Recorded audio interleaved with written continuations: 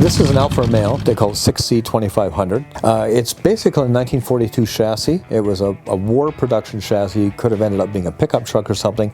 And Battista Farina built this car on that 6C2500 chassis. So, you know, because it wasn't a special, it's single carbureted, and there's nothing really extravagant about the engine or chassis, but there's certainly a lot extravagant at all points north of that.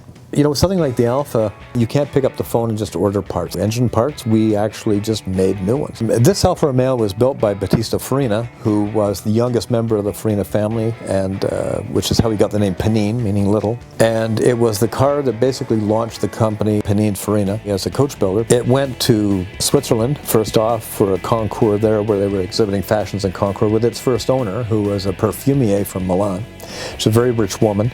She had it for about 6 months, took it to the concours at Monte Carlo and won Best in Show there. Then she sold it back to Farina, and he drove it around for about 6 months. Then it went and was purchased by the Austin company out of England, and Austin used it as a design concept mule for the Austin Atlantic. It doesn't have a lot of power because it's pulling a lot of weight, but it handles quite nicely. I mean, I drove it on the roads at Pebble Beach and everything, and you know, there's tight corners there, and it was a very comfortable car to use. So, you know, as a driving car, it is quite usable. You can't say that about a lot of beautiful cars before the war.